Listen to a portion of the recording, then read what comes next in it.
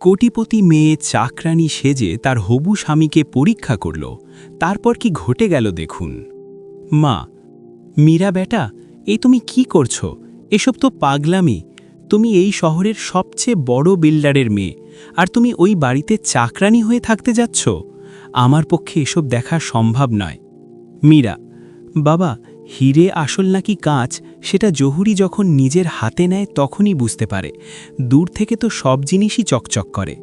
বাবা, কিন্তু সিদ্ধার্থের পরিবার আমাদের সমান, ওদের অনেক বড় ব্যবসা, শহরের সবাই বলে ওরা খুব ভালো লোক। মীরা, ভালো লোক আর ভালো মানুষ দুটো আলাদা জিনিস বাবা। বিয়ের পর সারা জীবন আমাকে ওদের সাথে কাটাতে হবে, ওদের ব্যাংক ব্যালেন্সের সাথে নয়। আমি দেখতে চাই যে লোকটা একজন ধনী মেয়ের সামনে মাথা নত করে কথা বলে, সে একজন গরিব চাকরানির সাথে কেমন ব্যবহার করে। নির্মলাজি, ম্যানেজার বা গৃহকর্ত্রী। নাম কি তোমার? গৌরী। জি, আমার নাম গৌরী। নির্মলাজি, কাজ কি পারো? গৌরী, ঝাড়ু, মোছা, বাসন মাজা, কাপড় ধোয়া সবই করে দেব ম্যাডামজি।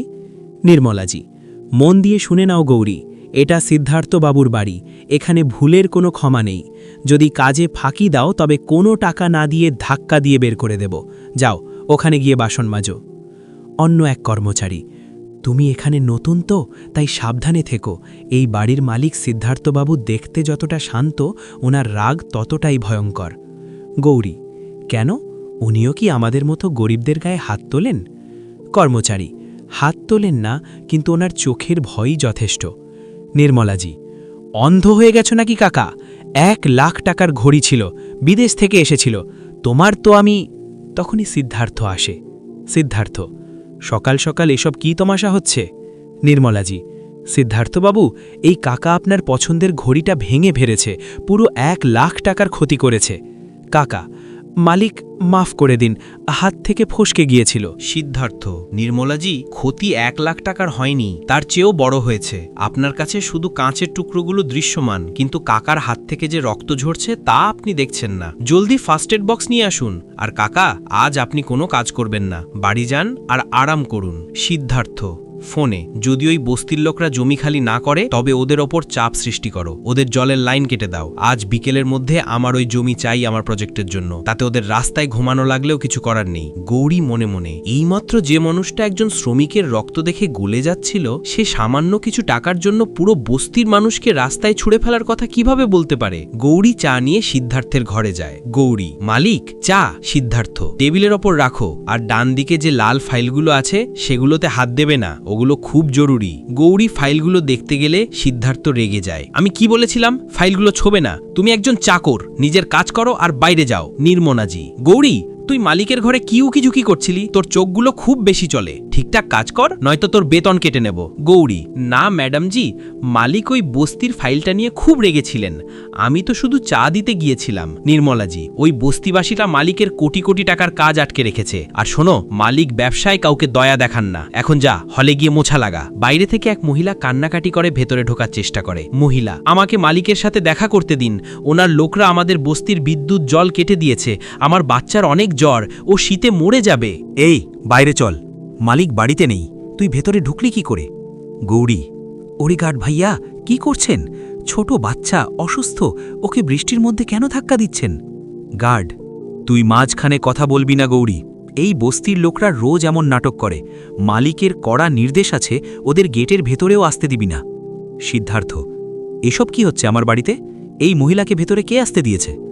মহিলা, মালিক, আমাদের উপর দয়া করুন, বস্তি খালি করার জন্য শুধু 2 দিন সময় দিন, আমার বাচ্চা খুব অসুস্থ, এই বৃষ্টিতে আমরা কোথায় যাব? সিদ্ধার্থ, দয়া? আমার ব্যবসা কোনো অনাথ আশ্রম নয়, আমি তোমাদের 1 মাস সময় দিয়েছি, এখন আর 1 দিনও দেব না। মহিলা, শুধু 2 দিন মালিক, আমার বাচ্চা মরে যাবে। সিদ্ধার্থ, ওদের দুজনকে এক্ষুনি বাইরে বের করো, আর যদি এরপর কোনো বস্তিবাসীকে এই গেটের ভেতরে দেখি তবে কাল থেকে তুমি আর চাকরিতে আসবে না। গৌরী, টাকা কি মনুষ্যত্বের চেয়েও বড় হয়ে গেল মালিক? সিদ্ধার্থ, তুমি এখন কি বললে? টাকা কি মনুষ্যত্বের চেয়ে বড় হয়ে গেছে? গৌরী, জি মালিক, বাচ্চাটা খুব অসুস্থ ছিল, আর বাইরে অনেক বৃষ্টি, ও শীতে মরে যাবে। সিদ্ধার্থ, আর তোমার মনে হয় আমি এখানে কোনো পাথর হৃদয় মানুষ যে জ্যান্ত এক গরিব বাচ্চাকে মরার জন্য ছেড়ে দেব? গৌরী, আপনি শুধু সম্পদ কামিয়েছেন মালিক, কোনো গরিবের দোয়া পাননি। নির্মলাজি, একে মাপ করে দিন, ও অশিক্ষিত। চল গৌরী, এখনই এখান থেকে বের হ। সিদ্ধার্থ, দাঁড়ান নির্মলাজি, তোমার কি মনে হয় তোমার এই 2 ফোঁটা চোখের জলে বস্তিবাসীদের পেট ভরবে? মনুষ্যত্ব শুধু মিষ্টি কথায় প্রকাশ পায় না, কখনো কখনো কঠোর সিদ্ধান্ত নিতে হয়। যদি আমি আজ দয়া দেখিয়ে আমার কোটি টাকার প্রজেক্ট বন্ধ করে দিই, তবে আমার কোম্পানির হাজার হাজার শ্রমিক রাস্তায় চলে আসবে, তাদের বাচ্চারা না খেয়ে মরবে। বলো, সেটা কি মনুষ্যত্ব হবে? কিন্তু ওই মহিলার কি হবে? একটা অসুস্থ বাচ্চার জীবনের চেয়েও কি বড় আপনার ব্যবসা? তুমি শুধু ততটুকুই দেখো যতটুকু তোমার চোখ তোমাকে দেখায়, আর আমি সেটা দেখি যা ভবিষ্যতে হতে যাচ্ছে। তুমি এই বাড়ির শুধু একজন চাকর গৌরী, নিজের সীমানায় থাকো। পরের বার আমার সিদ্ধান্তের মাঝে কথা বললে এই শহরে কোথাও ঝাড়ু দেওয়ার কাজও পাবে না। আমি আমার উত্তর পেয়ে গেছি বাবা। যে মানুষের হৃদয়ে একটা ছটফট করা বাচ্চার জন্য সামান্য দয়া নেই, সে আমার জীবনসঙ্গী হতে পারে না। কাল সকাল হতেই আমি এই ঘর আর এই মিথ্যে সম্পর্ক দুটোই চিরতরে শেষ করে দেব। মাঝরাতে সিদ্ধার্থ বেরিয়ে যায়, গৌরী তার পিছু নেয়। ভাইয়া, এত রাতে এই ঝড়ের মধ্যে মালিক একা কোথায় গেলেন? জানি না গৌরী, কিন্তু যখনই কোনো গরিব এই বাড়ি থেকে কাঁদতে কাঁদতে যায়, মালিক এভাবেই মাঝরাতে কাউকে না বলে কোথাও চলে যান। আমি প্রায়ই ওনার গাড়িকে ওই পুরনো বস্তির দিকে ঘুরতে দেখেছি। ওই বস্তিতে এত রাতে উনি কি ওদের ভয় দেখাতে বা ওই মহিলার সাথে জোর জবরদস্তি করতে গেছেন? আমাকে ওনার পিছু নিতেই হবে।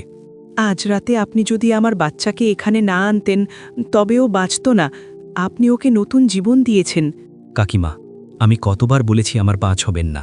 আমি কোনো ভগবান নই, শুধু সেটাই করছি যা একজন মানুষের করা উচিত। কিন্তু মালিক, আপনি দুনিয়ার সামনে এত কঠোর সাজেন কেন? সকালে আপনি আমাদের বাড়ি থেকে ধাক্কা দিয়ে বের করে দিলেন, আর রাতে নিজে আমাদের গাড়িতে বসিয়ে এখানে হাসপাতালে নিয়ে এলেন। কারণ আমি যদি দুনিয়ার সামনে তোমাদের জন্য সহানুভূতি দেখাই এবং ওরা যদি জানতে পারে আমি তোমাদের বস্তিবাসীদের নিজের টাকায় নতুন ফ্ল্যাট কিনে দিচ্ছি, তবে ওরা আমার বিরুদ্ধে চলে যাবে আর তোমাদের সত্যি রাস্তায় ছুঁড়ে ফেলবে। আমাকে সবার সামনে একজন নির্মম এবং লোভী মানুষের নাটক করতে হয়। সকালে যদি আমি তোমাদের টাকা দিতাম, তবে বিকেল হতে হতেই আমার পার্টনারদের গুন্ডারা তোমাদের বস্তি পুড়িয়ে দিত। তাই সবার সামনে তোমাদের অপমান করতে হয়েছে, যাতে আমি আড়ালে তোমাদের সাহায্য করতে পারি। কাকিমা, আমি আমার মায়ের গয়না বন্ধক রেখে ওই বিল্ডিং কিনেছি, যাতে আপনাদের সবার মাথা গোজার ঠাঁই হয়। হে ভগবান, আমি কত বড় বোকা! আমি একজন দেবদূতকে রাক্ষস ভেবেছিলাম। কে ওখানে? গৌরী, তুমি এখানে এত রাতে? তুমি আমার পিছু করছিলে? যদি আমার বোর্ড মেম্বাররা তোমাকে গুপ্তচর বৃত্তি করতে পাঠায়, তবে মনে রেখো আমি তোমাকে ছাড়ব না। সত্যি বলো, তুমি কে? মীরা আমাকে কোনো শত্রু পাঠায়নি মালিক, বরং আমি নিজেই আপনার সবচেয়ে বড় অপরাধী। আমার নাম গৌরী নয়, মীরা। এই শহরের সবচেয়ে বড় বিল্ডার রাজীব সিংহানিয়ার মেয়ে, যার সাথে আপনার বিয়ে ঠিক হয়েছে। মীরা সিংহানিয়া সাহেবের মেয়ে তুমি? এতদিন ধরে আমার বাড়িতে বাসন মাজছিলে, মেঝেতে মোছা দিচ্ছিলে? হ্যাঁ, আমাকে মাফ করে দিন। বাবা যখন আপনার সাথে বিয়ের কথা বলেন, তখন শুধু আপনার টাকা আর প্রতিপত্তির কথা বলেছিলেন, কিন্তু আমি ব্যাংক ব্যালেন্সের সাথে বিয়ে করতে চাইনি। আমি দেখতে চেয়েছিলাম ওই প্রতিপত্তির আড়ালে লুকিয়ে থাকা মানুষটাকে। তার মানে তুমি আমার বাড়িতে আমার সাথে মিথ্যে বলেছ, একটা সাজানো গল্প বানিয়ে আমার ওপর নজরদারি করেছ, আমার মনুষ্যত্বের পরীক্ষা নিয়েছ। সকালে যখন আপনাকে দেখলাম ওই মহিলাকে বের করে দিতে, তখন আমার মনে হয়েছিল আপনি একজন পাথর হৃদয় মানুষ। আমি আপনাকে ঘৃণা করতে শুরু করেছিলাম, কিন্তু এখন যা দেখলাম, নিজের মায়ের গয়না বন্ধক রেখে গরিবদের ঘর দিয়েছেন, নিজের পার্টনারদের সাথে শত্রুতা করে ওদের বাঁচিয়েছেন।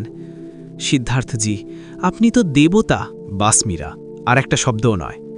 তোমার মনে হয়েছে তুমি খুব সাহসের কাজ করেছ। তুমি আমার মনুষ্যত্ব তো যাচাই করে নিলে মীরা, কিন্তু কখনো কি এটা ভেবেছ যে সম্পর্কের ভিত্তিটাই এত বড় মিথ্যে আর সন্দেহের উপর রাখা হয়, সেই সম্পর্ক কেমন হবে? সম্পর্ক টেকে ভরসায় মীরা, পরীক্ষার সন্দেহে নয়। যদি বিয়ের আগেই তোমার আমার উপর বা আমার নিয়তের উপর এত বড় সন্দেহ ছিল, তবে সরাসরি এসে কথা বলতে, কিন্তু তুমি ছদ্মবেশ ধরে আমার পিঠ পিছে আমার জীবনে উকি দিলে। এই সম্পর্ক এখানেই শেষ হচ্ছে মীরা। নিজের বাড়ি ফিরে যাও। তুমি এখানে কেন এসেছো মীরা? আমি তো সেদিনই আমার সিদ্ধান্ত জানিয়ে দিয়েছিলাম। আমি আপনার সিদ্ধান্ত বদলাতে আসিনি, আমি আমার ওই ভুলটা শুধরাতে এসেছি, যা আমি সেই রাতে করেছিলাম। রাজীব সিংহানিয়া, বাবা, সিদ্ধার্থ বেটা, মীরা আমাকে সব সত্যি বলেছে। বহু বছর ধরে আমি এই শহরের বড় বিল্ডার, আমি সবসময় জমির মুনাফা দেখেছি, কিন্তু আসল ঘর কিভাবে গড়তে হয় সেটা আজ তুমি আমাদের শিখিয়ে দিলে। তোমার বোর্ডের লোকরা এই প্রজেক্ট থেকে হাত সরিয়ে নিয়েছে, কিন্তু আমার কোম্পানি তোমার প্রজেক্টের সব ঋণ শোধ করে দেবে। এটা কোনো বিজনেস ডিল নয়, এটা আমার মেয়ের অনুশোচনা।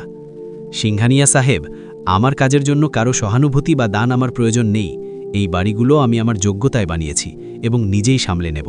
এটা দান নয় সিদ্ধার্থজি, আর না কোনো দয়া। আপনিই তো বলেছিলেন সম্পর্ক ভরসায় টেকে, পরীক্ষায় নয়। সেই রাতে আমি চাকরানি হয়ে আপনার পরীক্ষা নিয়েছিলাম, কিন্তু আজ আমি সব প্রতিপত্তি ছেড়ে এসেছি। আমি আপনার কাজ আর দায়িত্ব ভাগ করে নিতে চাই, কারণ যে মানুষ দুনিয়ার গালি শুনেও গরিবের ঘর রক্ষা করতে পারে, সে কখনো কারো ভরসা ভাঙতে পারে না। আমি ওই ভাঙা ভরসাটাই আবার জুড়তে চাই, তাতে যদি সারা জীবন লেগে যায় তবুও।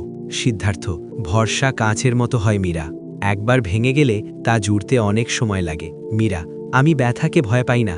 বাসন মাজতে গিয়ে আমার হাতে আগেও ফোসকা পড়েছে, শুধু আপনার পাশে দাঁড়ানোর একটা সুযোগ চাই। সিদ্ধার্থ একটু হেসে, ঠিক আছে, কাল সকাল 9টায় সাইট অফিসে চলে এসো। এই প্রজেক্টে এখনও অনেক কাজ বাকি। দেখি তুমি শুধু কথাই বলো নাকি সত্যিই পাশে থাকতে পারো। মীরা খুশি হয়ে, জি মালিক। সিদ্ধার্থ, এখন তুমি আর গৌরী নও মীরা, আর এই মালিক বলা